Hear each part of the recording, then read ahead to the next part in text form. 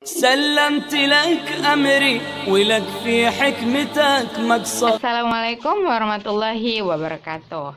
Apa kabar anak ustazah sekalian? Alhamdulillah, semoga di pagi hari ini anak ustazah diberi kesehatan selalu dan kita dijauhi dari mara bahaya, dari wabah yang terjadi di negara kita tercinta sekarang ini. Nah, anak ustazah ingin menyampaikan bahwa pelajaran kita telah selesai, ya nak. Jadi ustazah, pelajaran kita sudah selesai. Berarti kita nggak belajar lagi dong? Oh tidak, tapi kita harus tetap mereview dan tetap murojaah atau muzakarah pelajaran. Ingat, yang di murojaah itu bukan hanya Al-Quran, tapi pelajaran juga harus murojaah. Gunanya murojaah apa, Zah? Agar apa yang telah kita terima ilmunya selalu melekat dan selalu ingat di dalam kepala kita, ya nak. Nah, seperti itu. Ingat, ilmu itu akan hilang bila tidak pernah diulang. Nah, kita ulang pelajaran kita dari awal lagi, ya nak, yaitu pelajaran pertama, syarat-syarat imam di halaman 89 ya. Syarat-syarat imam ya. Anak ustazah silahkan buka bukunya ya, buku fikih kita silahkan buka halaman 89 ya. Oke. Nah, syarat-syarat imam. Kemarin kita udah belajar apa syarat-syarat imam, yaitu di dalam sholat berjemaah selalu ada imam, ada makmum.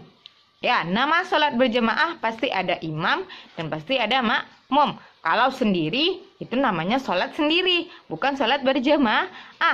Nah, atau berjemaah ada orangnya ramai, tapi sholat sendiri-sendiri, itu tetap namanya sholat munfarid, yaitu sholat sendiri. Yang dikatakan sholat berjemaah adalah adanya imam sebagai pemimpin dan adanya makmum. Nah, makmum itu ibarat rakyat yang dipimpin oleh seorang imam tadi. Nah, tapi tidak sembarang orang bisa menjadi imam. Ingat, tidak sembarang orang bisa menjadi imam. Karena menjadi imam itu sebenarnya adalah perkara yang sangat lumayan sulit. Karena apa? Karena kita yang menjadi imam itu mempunyai syarat-syarat yang harus dikerjakan.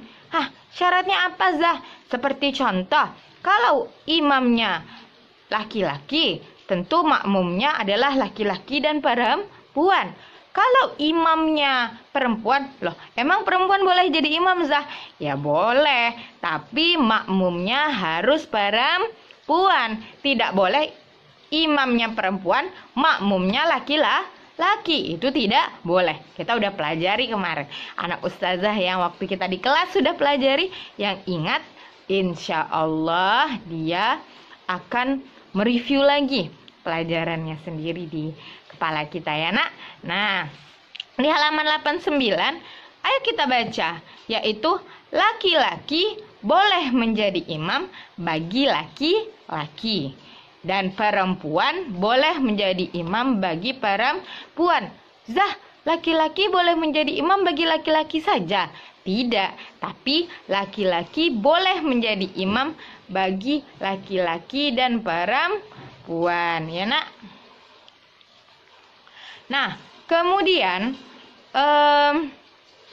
anak ustazah, nah kemudian ada di sebaliknya. Coba buka halaman 90 ya nak. Buka halaman 90, yaitu ada 1, 2, 3, 4, 5, yaitu syarat-syarat menjadi imam. Apa syarat-syarat menjadi imam yang pertama, Zah? Yang pertama, orang yang terbaik bacaan Al-Qur'annya. Ingat, syarat menjadi imam yang pertama, orang yang terbaik bacaan Al-Qur'annya. Jadi Rasulullah bersabda, ya ummul qauma aqra'uhum likitabillah. Hendaklah yang menjadi imam bagi suatu kaum adalah orang yang paling baik bacaan Al-Qur'annya. Yang kedua, orang yang paling memahami agama Islam. Ya, ingat, orang yang paling memahami agama Islam, yaitu Rasulullah bersabda juga, fa in kanu fil qiraati sawa'an fa'a'lamuhum bis sunnah. Jika bacaan Al-Quran para jemaah sama baiknya, maka yang menjadi imam ialah yang paling mengetahui tentang sunnah. Ya nak, jadi bacaannya bagus. Nah, di antara itu rata-rata bacaannya bagus. Cari yang paling memahami agama Islam. Ingat, bukan sekedar memahami, tapi dia harus paham sunnah. Ya nak, yang dia berdiri di atas jalan yang sahih mengikuti salafus saleh. Ingat, dia yang berdiri mengikuti para salafus saleh. Kemudian nomor 3, orang yang paling dulu hijrah atau masuk Islam. Ya, yang ketiga, orang yang paling dulu hijrah atau masuk Islam. Fa in kanu fis sunnati sawa'an fa aqdamuhum hijrah.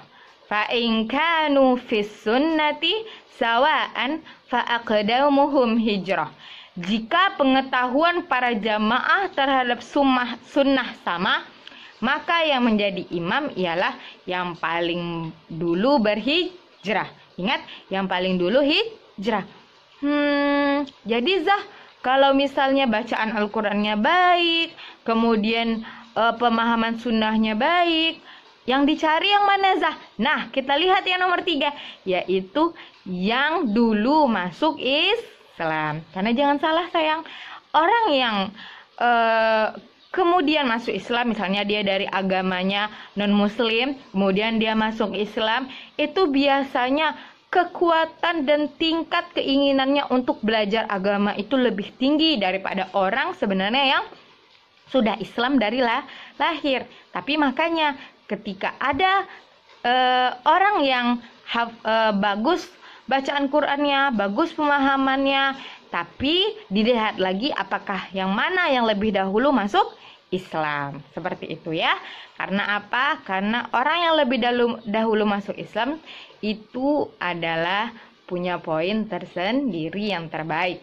Kemudian yang keempat, orang yang paling tua usianya. Rasulullah bersabda, fa in kanu fil hijrati sawa'an fa akbaruhum sinna. Jika para jemaah sama dalam hal hijrah, nih semuanya masuk Islam sama-sama, baca Al-Qur'annya bagus, kemudian memahami agama Islam, maka yang dilihat adalah yang paling tua usianya. Paling tua kakek-kakek Zah. Sebenarnya bukan kakek-kakek juga, tapi kalau misalnya udah 1, 2, 3 ini ada semuanya di situ, ya kita tengok yang usianya lebih tua. Karena apa? Menghormati juga, yang menghormati yang lebih tua, ya nak. Kemudian yang kelima, diutamakan tuan rumah atau penduduk setempat. La yu'ammana rajulur rajula fi ahlihi wala fi sultanihi illa biiznih. Janganlah seseorang menjadi imam bagi orang yang ada dalam rumahnya atau di daerah kekuasaannya kecuali atas izinnya. Sahih riwayat Muslim. Nah, udah ada yang pertama, baik baca Al-Qur'annya. Yang kedua, orang yang paling memahami agama Islam. Yang ketiga, orang yang paling dulu hijrah. Yang keempat, orang yang paling tua usianya. Yang mana dilihat lagi? Yang ke 1, 2, 3 sama nih, sama 4. Yang kelima, diutamakan orang yang berdiam dan bermukim di situ. Ya, seorang imam yang lebih berhak menjadi imam di sebuah masjid misalnya adalah orang yang bermukim di situ.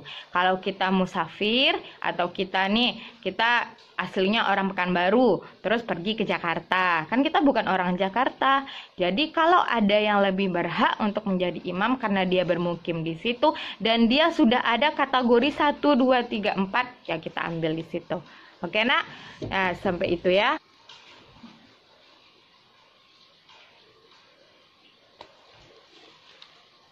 Nah, oke. Jadi nak, syarat-syarat menjadi imam tadi ada 5, yaitu orang yang terbaik bacaan Al-Qur'annya, orang yang paling memahami agama Islam, orang yang paling dulu hijrah, orang yang paling tua usianya. 5, diutamakan tuan rumah. Oke? Nah, sekarang tugas anak ustazah adalah yaitu apa tugasnya, Zah? Tugasnya adalah menghafal syarat-syarat orang yang berhak menjadi imam, ya. Menghafal syarat-syarat orang yang berhak menjadi imam. Ada 1, 2, 3, 4, 5, ya. Itu dihafal beserta hadisnya. Ya, Nak, dihafal beserta hadisnya. Pakai arti, Zah. Mau pakai arti boleh, tapi kalau nggak pakai arti juga boleh, ya. Jadi dihafal syarat-syarat sah menjadi imam beserta artinya, beserta hadisnya. Oke, Nak. Sampai di situ pelajaran kita. Lebih kurang ustazah mohon maaf. Jangan lupa dikirim japri ke ustazah. Assalamualaikum warahmatullahi wabarakatuh.